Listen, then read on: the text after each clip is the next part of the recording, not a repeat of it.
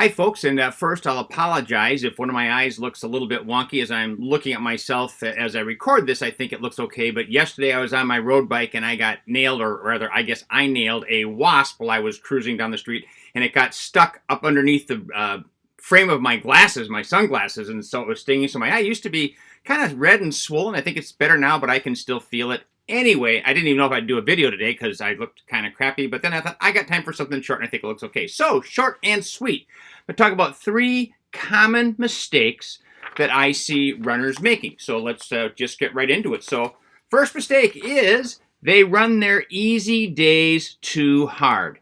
Easy days, if it's just plain old easy running, should be really, really easy. Now, I'm not talking about the easy days where you've got tempo work mixed in there or fartlek work mixed in there or progression runs, although the easy parts that are typically kind of easy.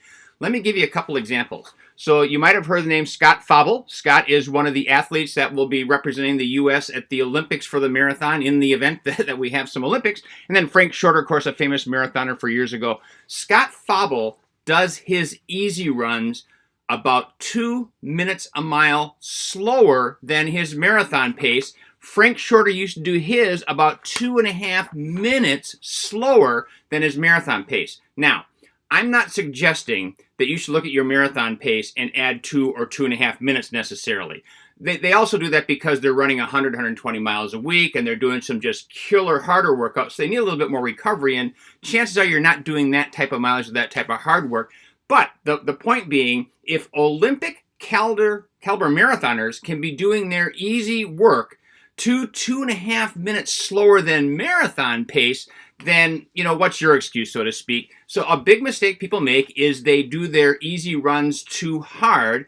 And as a result of doing the easy runs too hard, what happens next is they're not hard enough on hard days. Now, hard days, I'm talking about anything that's not easy running. Tempo work, track work, fartleks, and things like that. And I put the hard in quotation marks. It doesn't necessarily mean it should be hard. It doesn't mean that you should be out pounding it. It means that you should be able to hit the paces and the distance and the duration that's prescribed. And what will happen is maybe somebody has, say, 20 minutes of tempo work coming up, but because they've been doing their easy runs too hard, they find that after about 15 minutes of the tempo work, they can't hold the pace anymore and they fade away for the last 5. Whereas if the easy had truly been easy, they would have been able to do that hard work. So make sure your easy runs are easy enough so that you can do your hard work hard enough on your hard days. And then the final common mistake is no long-term goal or goals. Now, you might not have to have those. A lot depends upon what you want. But ideally, you should be looking and saying, where would I like to be at the end of a year, 2 years, 3 years? A common example is people say, gee, I'd like to run Boston someday. When would you like to run that? Well, I'd hope to be able to run Boston within the next 4 years. Well, okay, the fact is, a little bit of a plan can be put together to say, then what do you want to do over the 4 years to get there rather than just magically thinking that occurs? Even within a year, having races picked out and figuring out, when am I going to work on stamina? When am I going to work on speed? When am I going to have recovery time, which is important?